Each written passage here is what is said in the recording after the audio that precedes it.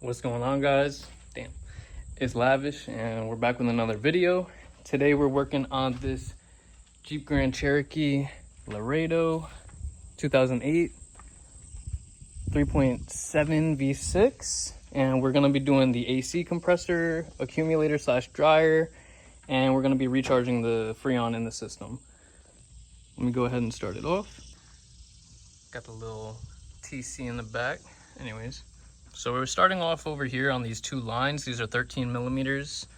We're gonna take off the nut. It also has a washer. This is one line I have off already. We're gonna take the second line off, and then we have 15 millimeter nuts down here. We have one.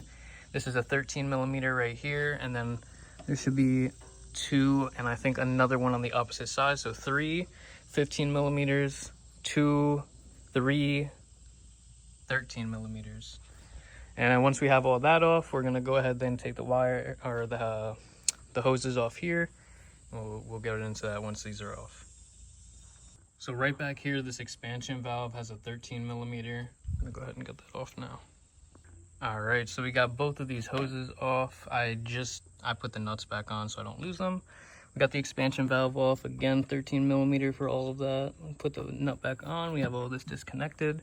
Now we're gonna go ahead and get those 15 millimeters off down here, and we'll be able to, start to maneuver this. Also, forgot to tell you, disconnecting this, right? I'll put it back on here real quick so you could just see.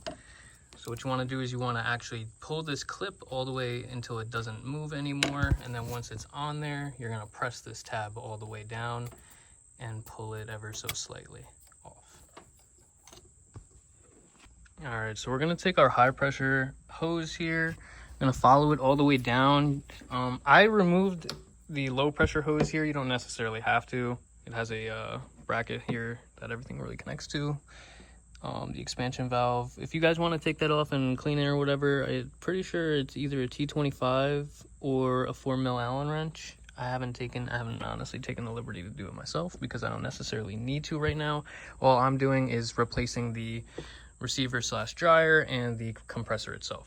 So high pressure hose down here connects right here, 13 mil. Again, 13 mil down here. That's on the receiver slash dryer. Just wanted to show you, got that off. These are the clips that I was talking about. One right here, clips on.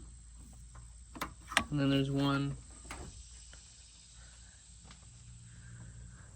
down here, right there.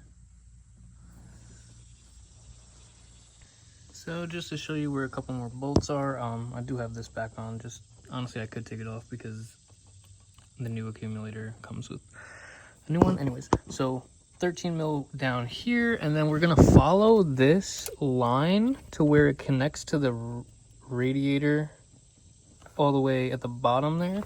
Honestly, I'm probably gonna take the grill off to be able to access it. You can kind of see it right there.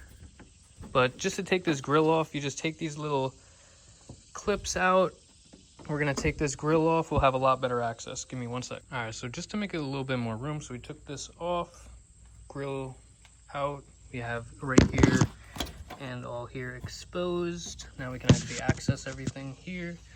I took the intake off here and the little vent system that goes here so that we actually can access this wholeheartedly. So now we're gonna go ahead, we're gonna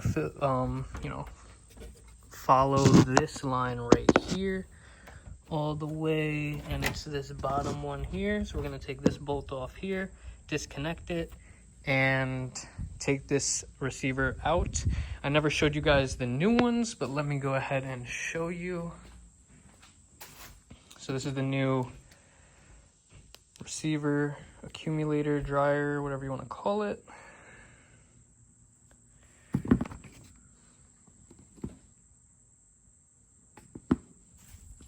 So, got the old accumulator off. Just wanted to show you guys. So right here, connected in down there. And right here, took the bolt out here. This was actually a 10 mil. I thought it was 13. This is 10 mil. We're gonna go ahead and we're gonna take the serpentine belt off the compressor, And then we're gonna go ahead and take those bolts out. I actually lied, it's only 2 15s on this side and then that 1 13 on that side. All right, so to get that serpentine loose, we're using a serpentine tool here with a 15. Oh, where's that? 15, can't really see it, but I'm gonna pop it right here, and you pull it clockwise, see how it's releasing tension on the belt, and then you're gonna be able to take it off. I have to do it with, the hand that I'm holding though, the phone. All right, so I got that off. I personally just put this down and wrapped it around this little bolt right here so that I don't have to really remember where everything goes. Belt related, we just take the compressor off. Once we put it back on, we just loop it back up on top. All right, so we have the bolt. Almost just dropped the phone. With this bolt right here, which is loosened all the way, this bolt right here, which is loosened all the way, and this 13 right here, which is loosened all the way. We're gonna go ahead and take those bolts out and then take the compressor off. So what I like to do with every single thing that I get, it doesn't matter if it's something very minor, something very major, small, big, large, it doesn't matter. I put everything old and new side by side and analyze them, make sure that every single thing is looking pretty identical. So this that used to go on here is going to go on this one, so we put it here with that. Everything's good. Same with the compressors. This I did have to swap around because this was facing this way, and we know that ours faces that way. So we swapped that around. Everything else is looking identical. So everything is looking good. We're gonna go ahead and put this on, get her bolted up, and then we'll connect the lines and whatnot. Yeah. So before we go ahead and put this on, I'm gonna go ahead and add some oil because this one from Four Seasons comes pre-charged with 3 ounces of oil. You can go ahead and scan the QR code that it comes with, and it'll bring up a little PDF document that lets you see how much your car needs. This car in particular, the 3.7 V6, needs 4.5 ounces. This comes preloaded with 3, so we need to add 1.5 ounces into this one right here. So we're going to go ahead and remove the nut, and then we're going to drop in the oil. So we went ahead and put about 1.5 ounces of this PAG 46 refrigerant oil into the compressor. I also put the compressor in. Right now I am swapping out the O-rings on the lines that connect into the compressor itself. Then we're gonna go ahead, so everything's bolted and mounted in, that's all good. Also, when you put the oil in, I would take this and rotate this freely without the clutch engaged, just a few times to the left, a few times to the right, make sure that the oil really gets dispersed everywhere, and yeah. I also put the new accumulator in here. You can see it, we have it bolted up right here, tucked up, and we have it all hooked up with this bolt down here. All we need to do is connect that hose right there to right there. We'll be able to do that in a minute. Once that's connected, we'll put these back into the clamps here. Better view of it. Back into the clamps. Then we'll put it into the expansion valve. All right, just a little update. Wanted to update you guys on what is going on. So we have everything connected, everything is locked in, everything is sealed. We now have our low and our high pressure lines connected to our gauge, our manifold gauge set. We have everything set up properly. We have it currently sucking out everything.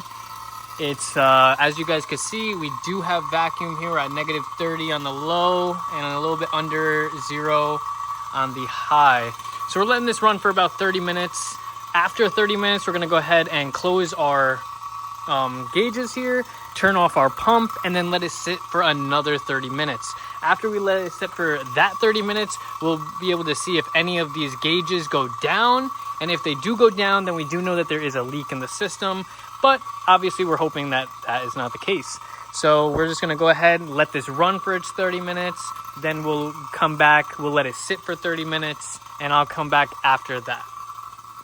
All right, so it's been about 40 minutes since the first turning it on.